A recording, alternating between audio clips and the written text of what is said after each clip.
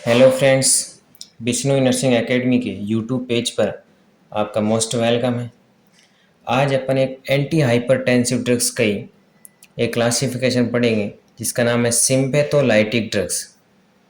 सिम्पैथोलाइटिक drugs जो anti hypertensive drugs के अंदर ही आती है, जो अपने हाइपरटेंशन को ट्रीट करने का काम करती है, जिसका नाम है सिम्पैथोलाइटिक ड्रग्स। तो आज अपन स्टार्ट करेंगे सिम्पैथोलाइटिक ड्रग्स। सिम्पैथोलाइटिक ड्रग्स, ये जो ड्रग्स होती है, अपना जो नर्वस सिस्टम का जो सिंपैथेटिक नर्वस सिस्टम होता है,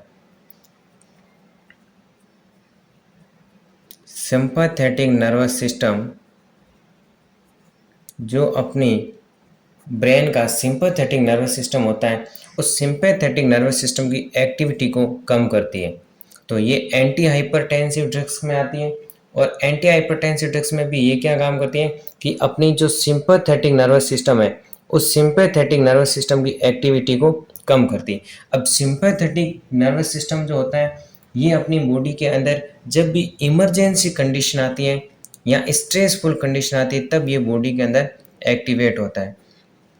तो it is activate in emergency and stressful condition. जब भी स्ट्रेसफुल कंडीशन या इमरजेंसी कंडीशन हो, तब अपनी बॉडी के अंदर ये सिंपैथेटिक नर्वस सिस्टम एक्टिवेट होता है। तो सिंपैथोलाइटिक ड्रग्स क्या करती है, सिंपैथेटिक नर्वस सिस्टम की एक्टिविटी को कम करती है। अब सिंपैथेटिक नर्वस सिस्टम जो होता है, अपनी बॉडी के अंदर जब इमरजेंसी कंडीशन हो या फिर स्ट्रेसफुल कंडीशन हो, जैसे कि अपन किसी भी टेंशन में हो या इमरजेंसी कंडीशन हो, जैसे कि अपने पीछे जब कोई कुत्ता वगैरह भाग जाता है, जब इमरजेंसी कंडीशन जैसे अपने कुत्ता भाग जाता है, तब अपनी बॉडी के अंदर सिंपैथेटिक नर्वस सिस्टम एक्टिवेट होता है। यहाँ पर अपन किसी स्ट्रॉन्ग इमोशन में हो, जैसे कि अपन बहुत ही बड़ी टेंशन के अंदर हो, तब अपनी बॉडी के अंदर सिंपैथेटिक नर्वस सिस्टम एक्टिवेट होता है। और ये सिंपैथेटिक नर्वस सिस्टम जो होता है, वो उस समय अपनी बॉडी को क्या करता है, मैनेज करके रखता है कि ज़्यादा स्ट्रेसफुल कंडीशन नहीं हो। तो स्ट्रेसफुल कंडीशन को मिनिमाइज करने के लिए अपनी बॉडी के अंदर सिंपैथेटिक नर्वस सिस्टम एक्टिवेट होता है। और ये जो एक्टिवेट होता है, ये अपनी इमरजेंसी कंडीशन होगा, और इमरजेंसी कंडीशन के अंदर एक्टिवेट होकर के ये अपना काम किससे करेगा, न्यूरोट्रांसमीटर को सीक्रेट करके। ये न्यूरोट्रांसमीटर को सीक्रेट करके अपनी बॉडी को जो स्ट्रेसफुल कंडीशन है उसको ट्रीट करने की कोशिश करेगा। तो जब भी अपनी बॉडी के अंदर स्ट्रेसफुल कंडीशन हो, तब ये न्यूरोट्रांसमीटर को रिलीज करता है। और कौन से न्यूरोट्रांसमीटर, एक तो एपिनेफ्रिन और नॉर एपिनेफ्रिन। एपिनेफ्रिन और नॉर एपिनेफ्रिन बॉडी के अंदर दो न्यूरोट्रांसमिट होते हैं। ये एक तरह से हार्मोन भी होते हैं जो बॉडी के अंदर कौन से ग्लैंड के द्वारा सीक्रेट किए जाते हैं, एड्रिनल ग्लैंड के द्वारा। एड्रिनल ग्लैंड के द्वारा, तो एड्रिनल ग्लैंड के द्वारा सीक्रेट होने वाले ये हार्मोन है जो अपनी बॉडी के अंदर स्ट्रेसफुल कंडीशन के दौरान अपनी बॉडी को मैनेज करके रखते हैं। तो ये न्यूरोट्रांसमीटर को रिलीज करते हैं। ये न्यूरोट्रांसमीटर जो ब्रेन के अंदर नर्वस सिस्टम के द्वारा रिलीज किए जाते हैं, और ये हार्मोन भी है, हार्मोन है एड्रिनल ग्लैंड के द्वारा सीक्रेट किया जाता है। तो ये एपिनेफ्रिन और नॉर एपिनेफ्रिन उस समय अपनी बॉडी के अंदर जब इमरजेंसी कंडीशन होगी, तब ये अपना कैसे एक्शन करेगी कि अपनी बॉडी को ये उस टाइप से एक्टिवेट करेंगे कि क्या अगर इस कंडीशन के अंदर अपने को फाइट करना है या फ्लाइट करना है, कि अगर जैसे कि अपने पीछे कुत्ता भाग रहा है, तो ये एक इमरजेंसी कंडीशन है। तो उस समय अपनी बॉडी के अंदर ये क्या करना है, या तो उस कुत्ते के साथ में फाइट किया जाए, या तो उसका सामना किया जाए, या फिर वहां से भाग जाए। तो अब इन दो कंडीशन के लिए मतलब कि फाइट या फ्लाइट रेस्पॉन्स के लिए अपना सिंपैथेटिक नर्वस सिस्टम एक्टिवेट होता है। तो सिंपैथेटिक नर्वस सिस्टम क्या करता है कि अपनी बॉडी के अंदर अब इमरजेंसी कंडीशन है, तो या तो उस समय अपन उस कुत्ते का सामना किया जाए या फिर वहां से भाग जाए। अब वो कौन डिक्लेयर करेगा, ये एपिनेफ्रिन और नॉर एपिनेफ्रिन। ये कहाँ से सीक्रेट, एड्रिनल ग्लैंड से। किसने कराए, सिंपैथेटिक नर्वस सिस्टम ने। क्यों करवाए, क्योंकि इमरजेंसी कंडीशन थी या फिर स्ट्रेसफुल कंडीशन थी। तो ये उस टाइम में अपनी बॉडी के अंदर क्या क्या चेंजेस लाएंगे, ये तो अपनी बॉडी के अंदर, इसीलिए अपनी सिंपैथोलाइटिक ड्रग्स के अंदर आता है, क्योंकि सिंपैथेटिक नर्वस सिस्टम को एक्टिवेट करता है। और सिंपैथेटिक नर्वस सिस्टम अब एक्टिवेट होगा, अब इमरजेंसी कंडीशन है, एपिनेफ्रिन नॉर एपिनेफ्रिन आ गया, और अपनी बॉडी के अंदर कौन सी कंडीशन अराइज होगी, इमरजेंसी। तो अब जब सिंपैथेटिक नर्वस सिस्टम एक्टिवेट होगा, तब अपनी जो हार्ट के ऊपर क्या इफेक्ट आएगा, क्योंकि अपन कार्डियक की ड्रग्स पढ़ रहे हैं और कार्डियक के अंदर एंटी हाइपरटेंसिव ड्रग्स पढ़ रहे हैं। तो इट मीन्स मेनली अपने को ये फोकस करना है कि हार्ट के ऊपर ये क्या इफेक्ट लाएगा?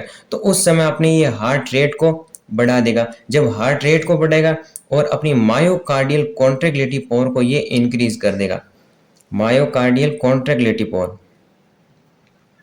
तो ये मायोकार्डियल कॉन्ट्रैक्टिलिटी पावर या फिर अपनी हार्ट रेट को बढ़ा देगा। जब हार्ट रेट को बढ़ाएगा तब उस समय अपनी बॉडी के अंदर ब्लड प्रेशर क्या हो जाएगा? ज़्यादा हो जाएगा। उस समय अपनी बॉडी के अंदर ब्लड फ्लो ज़्यादा होगा, क्योंकि देखो जब अपन भाग रहे होते हैं, उस टाइम अपनी हार्ट रेट, धड़कनें हैं वो बढ़ती क्यों है? क्योंकि उस टाइम में सिंपैथेटिक नर्वस सिस्टम की एपिनेफ्रिन और नॉन एपिनेफ्रिन काम कर रहे हैं। ये जैसे हार्ट के ऊपर आएंगे, ये अपने अलग अलग रिसेप्टर के साथ में बाइंड होते हैं। तो जैसे हार्ट रेट पर आए, हार्ट रेट बढ़ा दी उन्होंने और मायोकार्डियल कॉन्ट्रैक्टिलिटी पावर बढ़ा दी, क्योंकि जब जितना ज्यादा ब्लड प्रेशर होगा ब्लड फ्लो उतना ज्यादा होगा। अब ब्लड फ्लो ज्यादा हो रहा है तो अपनी स्केलेटल मसल्स के पास में ब्लड ज्यादा पहुंच रहा है, तो उसको ज्यादा काम करना पड़ेगा, क्योंकि वो अब क्या करेंगे? अगर अपन भाग रहे हैं, उस कंडीशन के दौरान भाग रहे हैं तो स्केलेटल मसल्स को ज्यादा बार काम करना पड़ेगा। तो अगर ज्यादा काम करना पड़ेगा तो ज्यादा काम करने के लिए अपने को क्या चाहिए? ब्लड चाहिए, उसको ऑक्सीजन चाहिए, एनर्जी चाहिए। तो ज़्यादा ब्लड पहुंचेगा स्केलेटल मसल्स के पास में तो ज़्यादा काम करेगी, तो अपन उतनी तेज गति के साथ में भागेंगे। तो ये तो काम था जब सिंपैथेटिक नर्वस सिस्टम, तो यहाँ पे ब्लड प्रेशर बढ़ रखा था। अपने इस चीज़ को फोकस करना है कि हार्ट के अंदर ब्लड प्रेशर बढ़ा दिया था किसने? सिंपैथेटिक नर्वस सिस्टम ने। तो अगर अपन एंटी हाइपरटेंसिव इफेक्ट लाना है, इट मीन्स अपने को, अब ये कंडीशन कौन सी होगी? हाइपरटेंशन की कंडीशन हो गई, क्योंकि अपनी बॉडी के अंदर ब्लड प्रेशर बढ़ गया। तो अपने को अगर इस सिंपैथेटिक नर्वस सिस्टम की एक्टिविटी को मैं डिक्रीज कर दूं, इट मींस अगर इसको मैंने ब्लॉक कर दिया, कोई ड्रग्स देगे, तो उस समय क्या होगा कि हार्ट रेट नहीं बढ़ेगी, मायोकार्डियल कॉन्ट्रैक्टिलिटी पावर नहीं बढ़ेगी, क्योंकि अपने सिंपैथेटिक नर्वस सिस्टम को ब्लॉक कर दिया, उसके एक्शन को ब्लॉक कर दिया। तो अपन के जो कंडीशन हाइपरटेंशन की हुई थी वो अब मिनिमाइज हो जाएगी। अब इसको हाइपरटेंशन की कंडीशन करवाई किसने? जब ब्लड प्रेशर बढ़ा। ब्लड प्रेशर क्यों बढ़ा? क्योंकि मायोकार्डियल कॉन्ट्रैक्टिलिटी पावर अपनी बढ़ गई, या फिर हार्ट रेट बढ़ गई। ये क्यों बढ़ी? क्योंकि सिंपैथेटिक नर्वस सिस्टम एक्टिवेट हो गया। सिंपैथेटिक नर्वस सिस्टम एक्टिवेट क्यों हुआ? क्योंकि अपनी बॉडी के अंदर इमरजेंसी कंडीशन थी या स्ट्रेसफुल कंडीशन थी, इसी की वजह से अपने बॉडी के अंदर ब्लड प्रेशर बढ़ा। अगर मैं अब कुछ ऐसी ड्रग्स दे दूं जिसकी वजह से सिंपैथेटिक नर्वस सिस्टम को ब्लॉक कर दूं, तो मेरे को बताओ हार्ट रेट बढ़ेगी? बिल्कुल नहीं बढ़ेगी, क्योंकि सिंपैथेटिक नर्वस सिस्टम ये अपनी बॉडी के अंदर क्या होगा? इनिबिट कर दिया, उसने अपना काम को कम कर दिया। क्यों किया? क्योंकि अपने कोई ड्रग्स उसको प्रोवाइड कर दी। तो ये जो ड्रग्स होगी वो कौन सी होगी? सिंपैथोलाइटिक ड्रग्स, मतलब कि ऐसी ड्रग्स जो इस एसएनएस को काम को क्या करे? कम करे या इनिबिट कर दे। तो अपन ने ये सारी कंडीशन मिनिमाइज हो जाएगी और अपने को कौन सा इफेक्ट प्रोवाइड हो जाएगा? Anti hypertensive effect. क्यों मिलेगा? क्योंकि अपन ने सिंपैथेटिक नर्वस सिस्टम की एक्टिविटी को डिक्रीज कर दिया है। अब अपन पॉइंट टू पॉइंट स्टडी करते हैं कि these drugs, sympatholytic drugs, these drugs are block the action of sympathetic nervous system। Sympathetic nervous system किसका पार्ट है? ऑटोनॉमिक। जैसे कि अपने बॉडी के अंदर अपन पढ़ते हैं जैसे नर्वस सिस्टम है, इसके दो पार्ट है, एक तो सेंट्रल नर्वस सिस्टम, एक होता है पेरिफेरल नर्वस सिस्टम। अभी सेंट्रल नर्वस सिस्टम के अंदर आता है आपका ब्रेन एंड स्पाइनल कॉर्ड, ये दोनों आते हैं सीएनएस के अंदर। पीएनएस के अंदर आता है आपका, एक तो आता है ऑटोनॉमिक नर्वस सिस्टम और कुछ नर्व पार्ट आते हैं। तो और ऑटोनॉमिक नर्वस सिस्टम के अंदर आपके दो पार्ट आते हैं, एक तो सिंपैथेटिक नर्वस सिस्टम और एक आता है फिर से आपका पैरासिम्पैथेटिक नर्वस सिस्टम। ये पीएनएस पेरिफेरल नर्वस सिस्टम है, ये पीएनएस पैरासिम्पैथेटिक नर्वस सिस्टम। तो ये इसकी एक्टिविटी को क्या करेगा? डिक्रीज करेगा। जो किसका पार्ट है? ऑटोनॉमी का। और ऑटोनॉमी किसका पार्ट है? पीएनएस का। पीएनएस किसका पार्ट है? नर्वस सिस्टम का। तो ये अपन जो ड्रग्स दे रहे हैं वो इसकी एक्टिविटी को कम करने के लिए दे रहे हैं। तो these drugs block the action of sympathetic nervous system। अब सिंपैथेटिक के बारे में पढ़ेंगे। Sympathetic nervous system control the fight and flight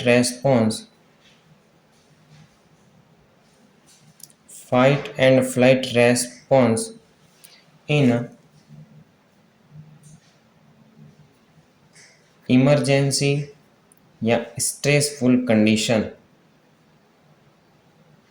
stressful या इमरजेंसी कंडीशन के दौरान अपने फाइट या फ्लाइट रेस्पॉन्स को क्या करता है, ये कंट्रोल करता है कि उस इमरजेंसी कंडीशन के अंदर अपने को वहां से भागना है या फिर उसका सामना करना है। Next, sympathetic nervous system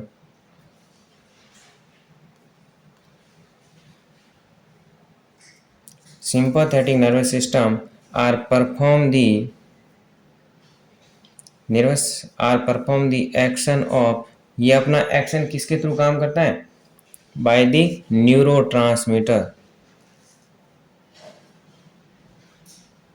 by neurotransmitter, neurotransmitter के थ्रू या फिर किसके थ्रू, हार्मोन के थ्रू अपना फंक्शन को फंक्शनुएट करता है।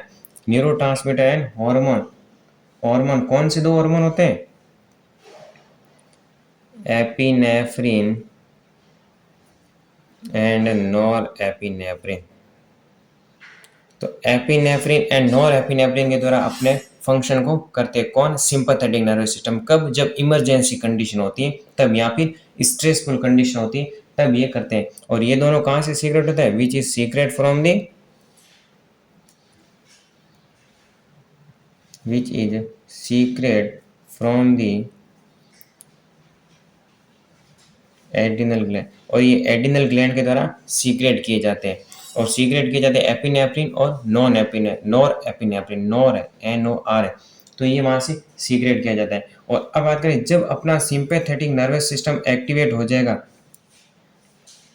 When activate the sympathetic nervous system, तो ये क्या करेगा, हार्ट रेट को बढ़ाएगा, अपने ब्लड प्रेशर को बढ़ाएगा, देन मायोकार्डिक जो कॉन्ट्रिक्टिलिटी पावर थी उसको भी इंक्रीज करेगा, मायोकार्डियल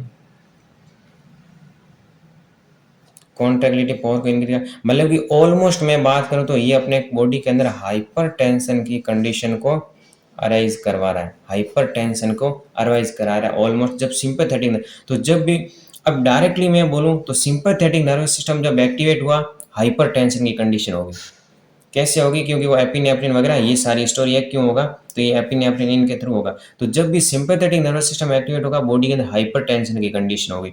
अब हाइपर टेंशन की कंडीशन होगी तो अपने बॉडी के अंदर अगर हाइपर टेंशन की कंडीशन हो, अब इसको ट्रीट करना है तो मैं ऐसी ड्रग्स दे दूं जिससे ये एसएनएस की एक्टिविटी ब्लॉक हो जाए। तो मैं ऐसी ड्रग्स प्रोवाइड करूंगा जो इस सिंपैथेटिक नर्वस सिस्टम एक्टिविटी को बंद करे। इट मीन्स हार्ट रेट को कम करे, बीपी को कम करे, मायोकार्डियल कॉन्ट्रैक्टिलिटी को कम करे। अगर जब इन सभी कॉन्ट्रैक्टिलिटी पावर को कम हो जाएगी तो ऑलमोस्ट अपनी कंडीशन कौन सी हो जाएगी, नॉर्मल हो जाएगी, मतलब कि जो बीपी बढ़ रखी थी वो वापस से नॉर्मल हो जाएगी।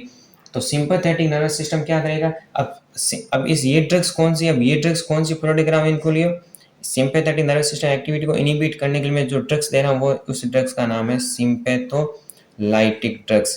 तो ये ड्रग्स अपन पढ़ रहे हैं सिंपैथोलाइटिक ड्रग्स। तो सिंपैथोलाइटिक ड्रग्स क्या करेगी, इसके एक्शन को ब्लॉक करेगी। तो सिंपैथोलाइटिक ड्रग्स ब्लॉक दी या फिर बोल सकता हूँ inhibit the action of sympathetic nervous system, कि सिंपैथेटिक नर्वस सिस्टम की एक्टिविटी को ये ब्लॉक करेगी। देन अपनी बॉडी के अंदर कंडीशन कौन सी अराइज करवा देगी, नॉर्मल, जो हाइपर टेंशन हो रहा था वो वापस से नॉर्मल हो जाएगा। तो इस प्रकार से अपनी सिंपैथोलाइटिक ड्रग्स होती है। अब सिंपैथोलाइटिक ड्रग्स के अंदर कौन कौन सी ड्रग्स आती है उसको भी देखते हैं अपन, मतलब कि क्लासिफिकेशन ऑफ सिंपैथोलाइटिक ड्रग्स। तो अब अपन बात करते हैं सिंपैथोलाइटिक ड्रग्स का क्लासिफिकेशन की, इसके अंदर कौन कौन सी ड्रग्स के आती है। तो सबसे फर्स्ट नंबर की जो ड्रग्स आती है जिसको बोलते हैं सेंट्रली एक्टिंग ड्रग्स, मतलब कि ऐसी ड्रग्स जो सेंट्रली एक्टिंग, मतलब कि सीधे अपने नर्वस सिस्टम को क्या कर दे, ब्लॉक कर दे, उसको इनिबिट कर दे। ये जो ड्रग्स होती है वो अल्फा रिसेप्टर के ऊपर काम करती है। अब अल्फा रिसेप्टर क्या होता है, ये जैसे कि सिंपैथेटिक, जैसे एपिनेफ्रिन आया, अब ये एपिनेफ्रिन आएगा तो हार्ट के साथ में बाइंड हो रहा है और हार्ट की कॉन्ट्रैक्टिलिटी पावर को इंक्रीज कर रहा है। तो हार्ट के ऊपर कुछ रिसेप्टर प्रेजेंट होते हैं जिसकी सहायता से एपिनेफ्रिन उसके साथ में जाके बाइंडिंग होता है। तो उन रिसेप्टर को बोला जाता है अल्फा रिसेप्टर। अल्फा और बीटा दो टाइप के रिसेप्टर होते हैं। तो सबसे लास्ट में बता दूंगा कौन से रिसेप्टर कौन से साइड पर प्रेजेंट होते हैं। तो सबसे पहले इतना ध्यान रखो कि सेंट्रली एक्टिंग जो ड्रग्स होती है वो अल्फा 2 रिसेप्टर के ऊपर काम करती है। कौन से रिसेप्टर के ऊपर, अल्फा 2, मोस्टली अल्फा 2 है बट ये अल्फा 1 के ऊपर भी काम करती है, जिसके अंदर दो टाइप की ड्रग्स आती है, एक तो क्लोनिडीन और दूसरी अल्फा मिथाइल डोपा। तो ये 2 टाइप की ड्रग्स आती है, एक तो क्लोनिडीन और एक अल्फा मिथाइल डोपा। तो ये दोनों ड्रग्स किसके अंदर आती है? सेंट्रली एक्टिंग ड्रग्स के अंदर। इसके अलावा नेक्स्ट आती है आपकी alpha blocker drugs. Alpha blocker drugs के अंदर ऐसी ड्रग्स जो अल्फा 1 और अल्फा 2 रिसेप्टर को ब्लॉक करे। अगर ये दोनों रिसेप्टर जहाँ कहीं पर भी होंगे, उन रिसेप्टर के साथ में जैसे एपिनेफ्रिन है, वो अल्फा 1 रिसेप्टर के साथ में जुड़ गया। जैसे अल्फा 1 रिसेप्टर जो होता है वो ब्लड वेसल्स के ऊपर प्रेजेंट होता है। तो जैसे ही एपिनेफ्रिन इस अल्फा रिसेप्टर के साथ में जुड़ गया, ब्लड वेसल्स के ऊपर प्रेजेंट था, तो ये ब्लड वेसल्स का क्या करेगा? कॉन्स्ट्रिक्शन करेगा। तो जब कॉन्स्ट्रिक्शन करेगा तो बीपी बढ़ेगी। तो अपन ऐसी ड्रग्स देंगे जो इस अल्फा रिसेप्टर को ब्लॉक करे। तो ये क्या करेगा? ब्लड वेसल्स का वेजो डायलेशन करवाएगा। तो अल्फा ब्लॉकर ड्रग्स वो होती है जो कि अल्फा रिसेप्टर के साथ बाइंड होती है। अब इसके अंदर दो टाइप्स की, जो अल्फा और अल्फा 2 दोनों के साथ में जुड़ेगी, या फिर किसी स्पेसिफिक किसी एक के साथ में जुड़ेगी। तो फेंटोलामाइन, फिनॉक्सीबेंजामाइन, ये जो दोनों ड्रग्स होती है वो नॉन स्पेसिफिक होती है। इट मीन्स ये अल्फा 1 के साथ में भी बाइंड हो सकती है, अल्फा 2 के साथ में भी बाइंड हो सकती है। कौन कौन सी? Phentolamine and phenoxybenzamine. नेक्स्ट है पैराजोसिन, डॉक्साजोसिन एंड टेराजोसिन। ये जो होती है वो अल्फा 1 रिसेप्टर के साथ में बाइंड होगी। इट मीन्स ये स्पेसिफिक है, specific alpha blocker drugs. Specific का अर्थ ये हो गया कि ये जो ड्रग्स होगी वो केवल और केवल अल्फा 1 रिसेप्टर के साथ में बाइंड होगी। और अल्फा 1 रिसेप्टर कहाँ होगा? जैसे ब्लड वेसल्स के अंदर, यूरिनरी ब्लैडर के अंदर। ये मैं लास्ट में बता दूंगा कौन सी रिसेप्टर की कौन सी लोकेशन होती है। एंड एक होती है योइम्बाइन। योइम्बाइन जो ड्रग्स होती है वो अल्फा 2 रिसेप्टर के साथ बने। तो ये दोनों टाइप जो होंगे वो किस होंगे? स्पेसिफिक अल्फा ब्लॉकर ड्रग्स, जो पैराजोसिन, डॉक्साजोसिन एंड टेराजोसिन, ये अल्फा 1 के साथ बाइंड होती है, और योम्बाइन जो होती है वो अल्फा 2 के साथ बाइंड होती है।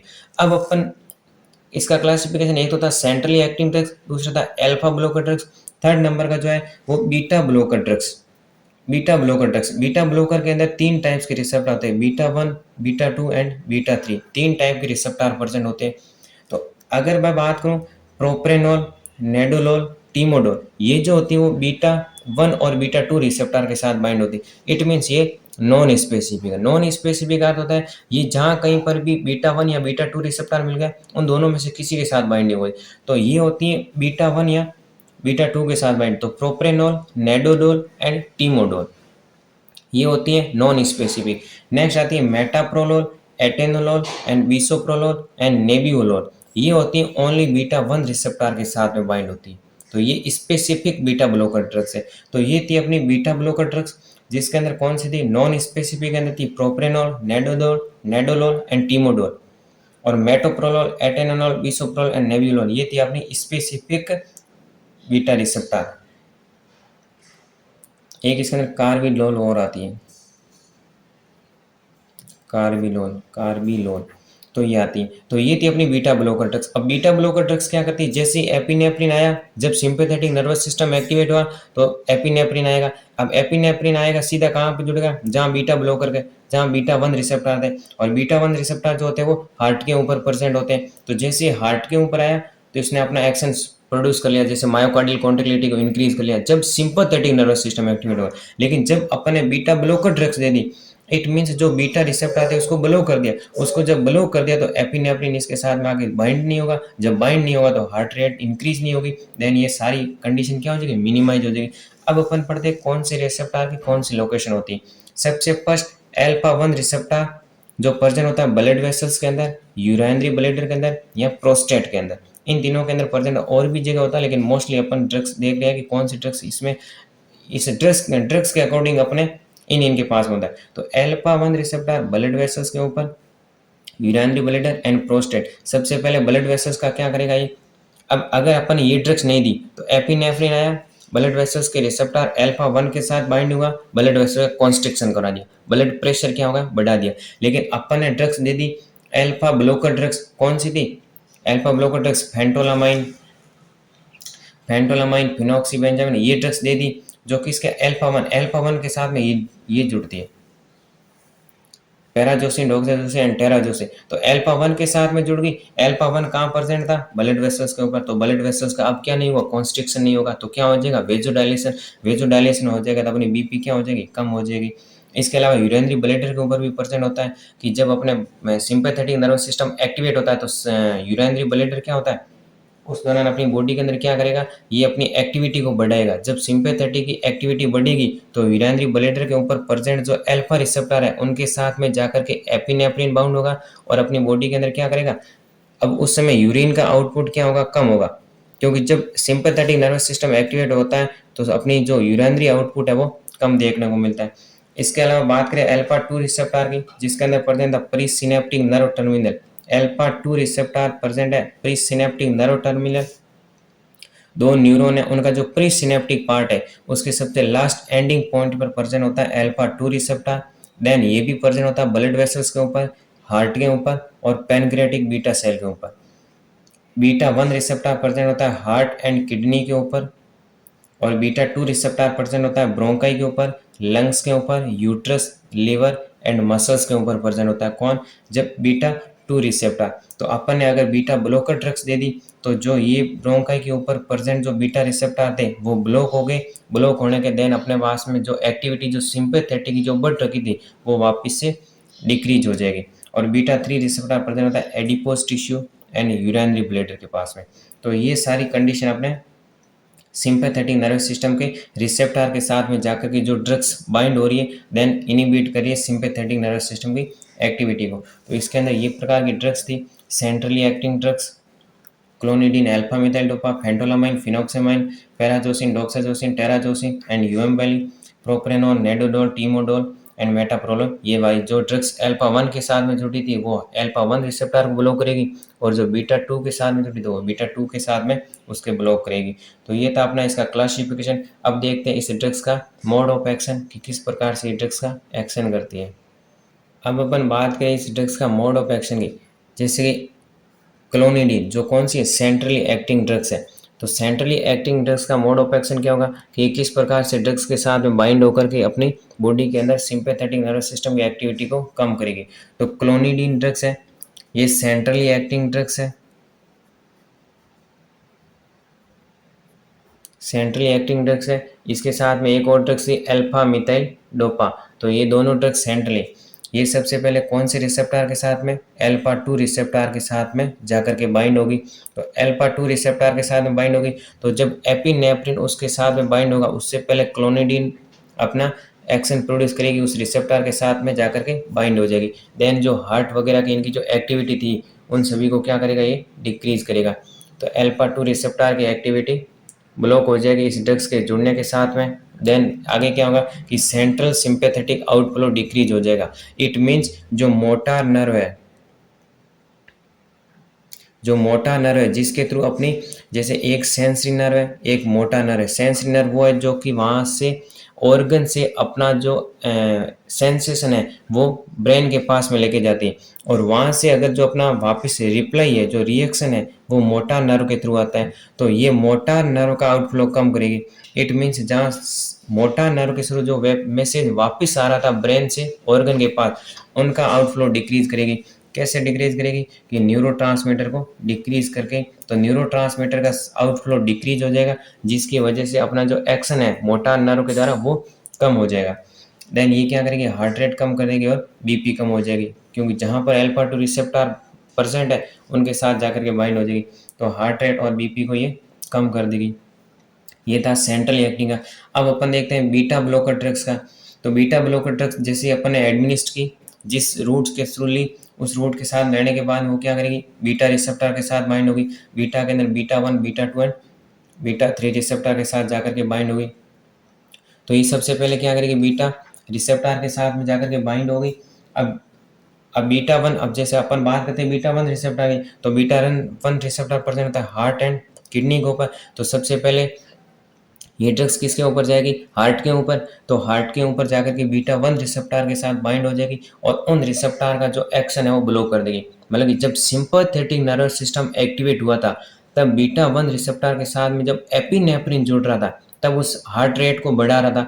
लेकिन अगर अपन ने beta blocker drugs they the, it means जो हार्ट के ऊपर पहले एपिनेफ्रिन जो जुड़ रहा था अब उसके साथ में ये बीटा ब्लॉकर प्रोपेरेनॉल वगैरह ही जुड़ेगी तो उस बीटा 1 रिसेप्टर की एक्टिविटी बंद कर देगी। देन जो उस टाइम में हार्ट रेट इंक्रीज हो रही थी वो हार्ट रेट डिक्रीज हो जाएगी। देन क्या होगा, decrease the secretion of epinephrine और नॉन एपिनेफ्रिन, तो नॉन एपिनेफ्रिन का सीक्रेशन कम हो जाएगा। अगर इनका सीक्रेशन कम हो गया तो सिंपैथेटिक नर्वस सिस्टम की एक्टिविटी रिड्यूस हो जाएगी। देन अपने को जो भी सिम्टम्स जो स्ट्रेसफुल कंडीशन के दौरान, जो स्ट्रेसफुल कंडीशन थी, जब इमरजेंसी कंडीशन थी, तो वो सारे सिम्टम्स विड्रॉल हो जाएंगे। जैसे कि इमरजेंसी कंडीशन क्या थी, जैसे एक कंडीशन मान के चलो कि अपने पीछे अगर कुत्ता भाग रखा था, तो उस टाइम में क्या था कि हार्ट रेट इंक्रीज हो रही थी, तो ये ड्रग्स देती हार्ट रेट बंद हो जाएगी। अगर देखो यूरिन के अंदर यूरिनरी सिस्टम के ऊपर देखें, तो जब अपने पीछे कुत्ता भाग रहा होता है उस टाइम में अपना यूरिनरी आउटपुट कम होता है। ऐसा तो नहीं होता है कि जैसे कुत्ता भाग रहा होता है अपने यूरिन पास आउट करके फिर आगे निकल जाओ, फिर आगे भाग जाओ, ऐसा नहीं होता है। क्योंकि उस दौरान क्या होता है कि सिंपैथेटिक नर्वस सिस्टम की एक्टिविटी इंक्रीज होती है, तो यूरिनरी सिस्टम के ऊपर नॉर्मली क्या देखने को मिलता है, उनका यूरिनरी आउटपुट कम देखने को मिलता है। तो जैसे अपन ये ड्रग्स देंगे तो यूरिनरी आउटपुट इंक्रीज हो जाएगा। जरूरी नहीं है कि सिंपैथेटिक नर्वस सिस्टम एक्टिवेट हो और सारी एक्टिविटी इंक्रीज हो जाए, जो कंडीशन जिस फेवर में उसी के अनुसार उसका एक्शन देखने को मिलेगा। तो उसके दौरान विड्रॉल सारे क्या हो जाएंगे, सिम्टम्स हैं वो विड्रॉल हो जाएंगे। अब इस कंडीशन को कहाँ कहाँ पर यूज कर सकते हैं इस ड्रग्स को, तो वो देखो सबसे पहले तो अपन ड्रग्स पढ़ ही कौन रहे हैं, एंटी हाइपरटेंशन। तो ये हाइपरटेंशन को ट्रीट करती हैं। कैसे ट्रीट करती हैं कि उन रिसेप्टर के साथ में जाकर के हार्ट रेट की एक्टिविटी को डिक्रीज कर देती है। देन उसके बाद में देखा जाए, इसके अलावा टू ट्रीट द वेजोकॉन्स्ट्रिक्शन, जो वेजोकॉन्स्ट्रिक्शन हो रहा था, जो अल्फा वन रिसेप्टर के साथ में जाकर, alpha one receptor blood vessels के ऊपर प्रेजेंट था, तो इस वेजोकॉन्स्ट्रिक्शन, तो अल्फा वन वाली जो अल्फा ब्लॉकर ड्रग्स है वो इस रिसेप्टर के साथ जाकर के बाइंड हो जाएगी। देन जो वेजोकॉन्स्ट्रिक्शन हो रहा था वो अब क्या हो जाएगा, वेजो डायलेशन। तो अगर वेजोकॉन्स्ट्रिक्शन को ट्रीट करना है तो अपन ये ड्रग्स यूज कर सकते हैं। टेकीकार्डिया क्या होता है कि हार्ट रेट अगर बढ़ रही है और हार्ट रेट बढ़ेगी, क्योंकि सिंपैथेटिक नर्वस सिस्टम एक्टिवेट होता है तो हार्ट रेट बढ़ती है, तो उस टाइम में टेकीकार्डिया होता है। तो टेकीकार्डिया की कंडीशन को ट्रीट करने के लिए अपन ये ड्रग्स दे सकते हैं।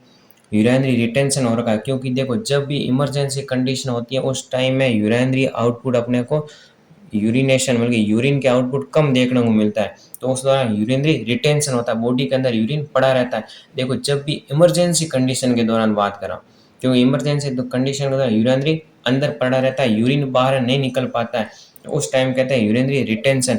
अगर यूरिन को पास आउट करवाना है तो अपन ये ड्रग्स दे देंगे, तो यूरिनरी रिटेंशन की कंडीशन को। इसके अलावा डिसअरेथमिया, डिसअरेथमिया के अंदर क्या होता है कि हार्ट रेट वगैरह इंक्रीज हो जाती है।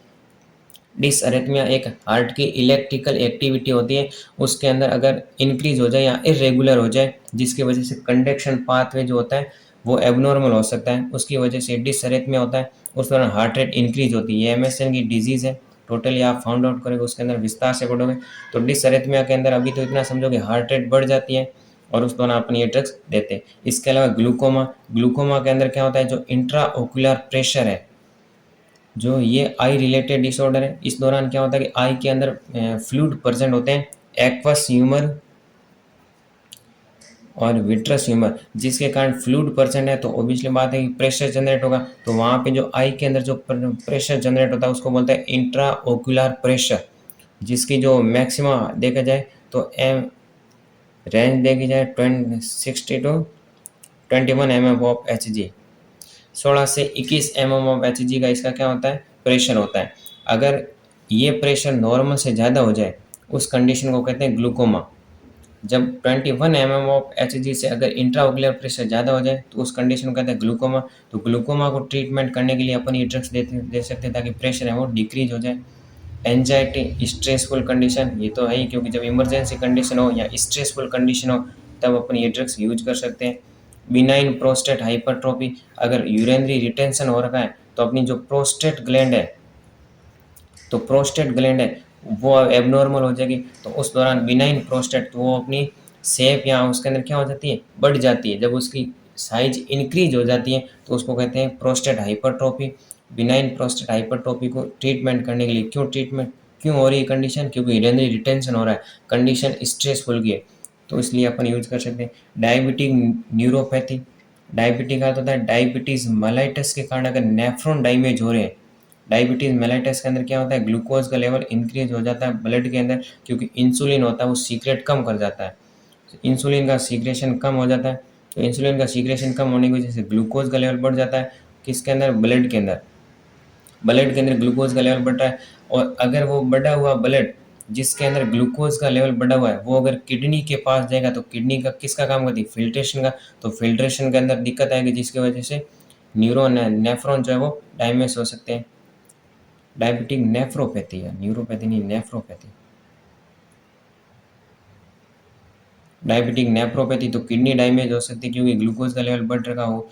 तो और एंड नेक्स्ट होती है विथड्रॉल द सिम्पटम। अगर स्ट्रेसफुल कंडीशन के दौरान जितने भी सिम्पटम्स हैं उसको विथड्रॉल करना है तो भी अपन ये ड्रग्स यूज़ कर सकते हैं। अब उनके ऊपर अलग-अलग काम अलग-अलग प्रकार से इफ़ेक्ट करते हैं। जैसे हार्ट का हो तो क्या करती है, हार्ट की ऑल एक्टिविटी को बढ़ा देती है जब स्ट्रेसफुल कंडीशन हो और अगर सिम्पैथेटिक नर्वस सिस्टम एक्टिवेट होता है।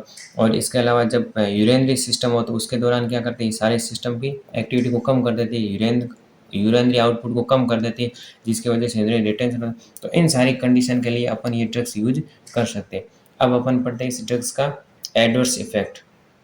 अब अपन बात करते हैं इस ड्रग्स के एडवर्स इफेक्ट की। क्या इफेक्ट इसके अंदर देखने को मिलते हैं। तो सबसे पहले ये ड्रग्स किस लिए यूज करते हैं अपन, टैकीकार्डिया के लिए। इट मीन्स हार्ट रेट को इंक्रीज हो रखी तो अगर अपन ये ड्रग्स दे रहे हैं तो ये क्या करेगी, हार्ट रेट को डिक्रीज करेगी तो ब्रेडिकार्डिया को भी कोज करवा सकती है। तो इसका फर्स्ट एडवर्स इफेक्ट है कि ये ब्रेडिकार्डिया कोज करवा सकती है।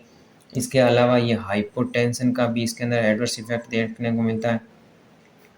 हाइपोटेंशन भी करवा सकती है ये ड्रग्स। क्यों करवा सकती है, क्योंकि बॉडी के अंदर अगर हाइपरटेंशन के लिए यूज़ करते हैं तो अगर अपन कंटिन्यूसली इस ड्रग्स को दे रखे हैं तो हाइपर जो ब्लड प्रेशर है वो बहुत ज़्यादा डिक्रीज हो सकता है जिसकी वजह से अपने को ये ड्रग्स एडवर्स इफेक्ट देखने को मिलता है, हाइपोटेंशन। देन अगर नेक्स्ट बात करते हैं अपन, ब्रोंकोस्पाज्म देखने को मिल सकता है क्योंकि जब भी ये अपना बॉडी का सिंपैथेटिक नर्वस सिस्टम अगर एक्टिवेट हो रखा है तो ब्रोंको कॉन्स्ट्रिक्शन देखने को मिलता है। अपन ये ड्रग्स दे रहे हैं सिंपैथेटिक नर्वस सिस्टम की एक्टिविटी को डिक्रीज करने के लिए। तो जब अपनी एक्टिविटी सिंपैथेटिक नर्वस सिस्टम की एक्टिविटी डिक्रीज होगी तो ब्रोंकोस्पाज्म देखने को मिलेगा। ब्रोंकोस्पाज्म मतलब कि जो अपनी ब्रोंकाई है वो स्पाज्म हो जाएगा, मतलब उसका डायमीटर है वो कम हो जाएगा। उसका डायमीटर कम होने की वजह से ब्रोंको स्पाज्म देखने को मिलेगा। इसके अलावा और देखने को मिल सकता है हाइपोग्लाइसीमिया।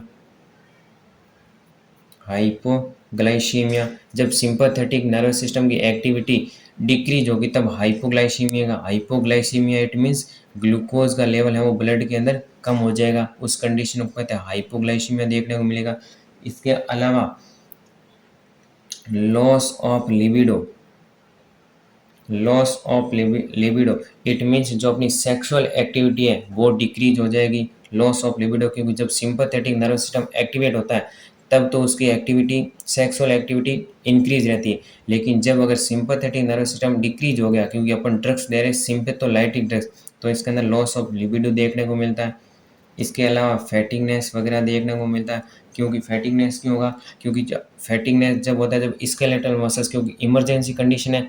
अगर इमरजेंसी कंडीशन है तो अपन सिंपैथेटिक नर्वस सिस्टम एक्टिवेट है तब तो हार्ट ज़्यादा काम करेगा। लेकिन अब अपन ड्रग्स ऐसी दे रहे हैं सिंपैथेटिक नर्वस सिस्टम डिक्रीज हो जाए। तो जब सिंपैथेटिक नर्वस सिस्टम डिक्रीज हो जाएगा तो उस दौरान क्या हो जाएगा, हार्ट रेट वगैरह डिक्रीज हो जाएगी, ब्लड फ्लो कम हो जाएगा तो अपने स्केलेटल मसल्स के पास में ब्लड कम पहुंचेगा जिसकी वजह से अपने को क्या देखने को मिलता है, फैटिगनेस वगैरह देखने को मिलता है। तो ये था एडवर्स इफेक्ट। नेक्स्ट बात करते हैं अपन नर्सिंग रेस्पॉन्सिबिलिटी की। नर्सिंग रेस्पॉन्सिबिलिटी, तो नर्सिंग रेस्पॉन्सिबिलिटी के अंदर क्या देखने को मिलता है कि सबसे पहले अपने को वाइटल साइन को ऑब्जर्व करते रहना है। वाइटल साइन, और वाइटल साइन के अंदर भी कौन से, स्पेशली बीपी को ऑब्जर्व करते रहना है। बीपी को ऑब्जर्व करना है। और इसके अलावा अपने को जो एडवर्स इफेक्ट आ रहे हैं उन एडवर्स इफेक्ट को टोटली मॉनिटर करते रहना है। और अगर कोई सीवियर आ रहा है तो अपने को फिजिशियन को एडवाइस करना है। और जब भी अपन सिंपैथोलाइटिक ड्रग्स दे रहे हैं उसके साथ में कोई अलग दूसरी एंटी हाइपरटेंसिव ड्रग्स को नहीं देना है। क्यों नहीं देना है, क्योंकि ये और ज़्यादा हाइपरटेंशन की कंडीशन को ट्रीट करेगी। क्योंकि देखो एंटी हाइपरटेंशन जैसे कि अपने डायूरेटिक्स ड्रग्स दे दी और इस side upon sympatholytic drugs they रहे तो ये भी क्या कॉज करवाएगी, हाइपोटेंशन, और ये भी हाइपोटेंशन करवाएगी। तो दोनों मिलकर हाइपोटेंशन करेगी तो सीवियर हाइपोटेंशन कंडीशन हो सकती है। इसीलिए अपने को इस चीज़ के लिए भी अवॉइड करना है।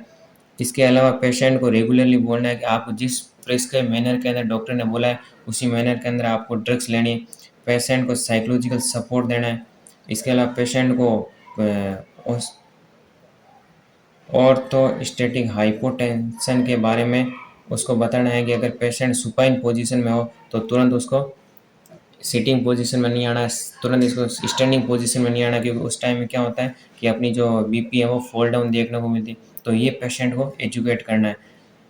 तो ये थी अपनी सिम्पेथोलाइटिक ड्रग्स। अगर किसी भी प्रकार का कोई डाउट हो तो आप वो कमेंट बॉक्स में बता सकते हैं। और अभी तक भी आपने इस चैनल को सब्सक्राइब नहीं किया है तो प्लीज़ आप चैनल को सब्सक्राइब कर दें।